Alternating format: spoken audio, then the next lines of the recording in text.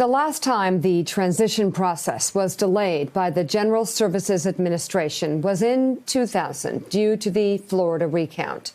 The 9/11 Commission identified the abbreviated transition time as a contributing factor to the U.S. being unprepared for the attack. The 9/11 report included in its recommendations, since a catastrophic attack could occur with little or no notice, we should minimize as much as possible the disruption of national security policymaking during the change of administrations by accelerating the process for national security appointments. We think the process could be improved significantly so transitions can work more effectively and allow new officials to assume their new responsibilities as quickly as possible.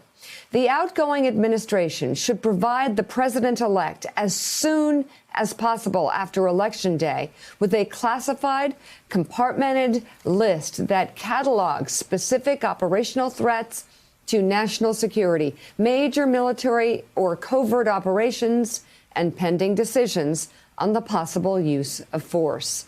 And Willie, just keep in mind, not only are they holding back on allowing a transition to begin, but they're changing key jobs in state and the Pentagon.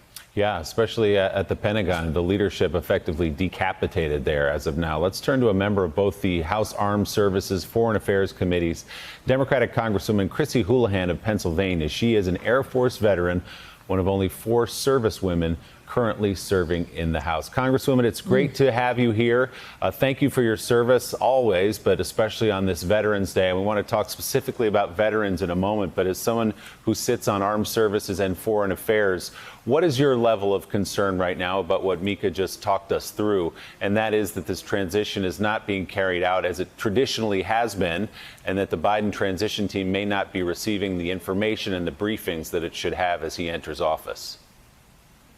So I think that Mika and the report summed it up pretty well in terms of how I feel about this as a veteran and a member of the Armed Services and Foreign Affairs Committee.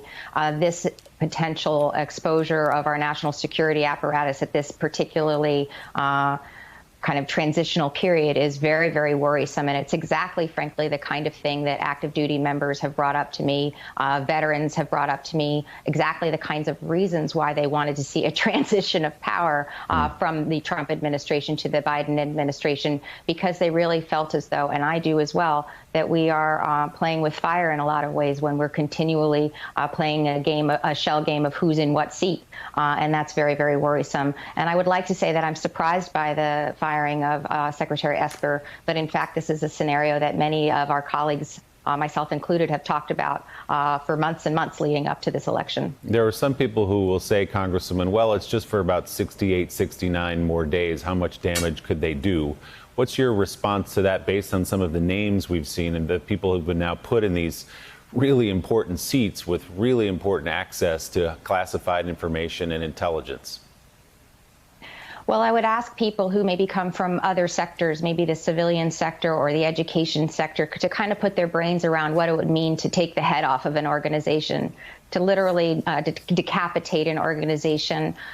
It's a dangerous move without very evident kind of transitional planning. And it doesn't seem as though there's evident transitional planning. And even if there is, we know that that would be temporary because the Biden administration would then move forward with their choices. And so this is at best an unnecessarily musical chairs effort. And at worst, as we talked about, an incredible vulnerability to our national security. What pressure, Congresswoman, can you and others put on an organization like the GSA, for example, to free up that money and push forward this transition? So at the very least, despite who's in power right now at the Department of Defense, the Biden campaign, the Biden transition, can get moving here and we can have an orderly transition. And it's funny that you should ask that question, because my team and I just yesterday were working on what levers that we have to pressure the GSA to do the right thing here. And the reality is the GSA is not beholden to the president to go ahead and push the levers to release the funding to allow people access to SCIFs and classified information and briefings. Those are the things that they are allowed to do without permission from this administration. And those are the kinds of things that we as a Congress can demand of that administration, of the GSA. to do. So those are some of the things that we can do in the Congress. All right, well, let's hope that moves forward. I want to talk to you about Veterans Day. Not only were you a captain in the Air Force, you come from a military family, grew up on naval bases. As I understand it, your grandparents are buried at Arlington National Cemetery.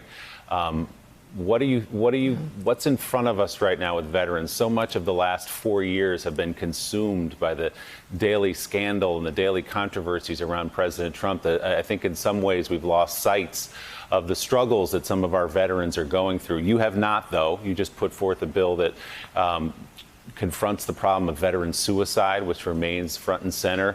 What should we be thinking about on this Veterans Day?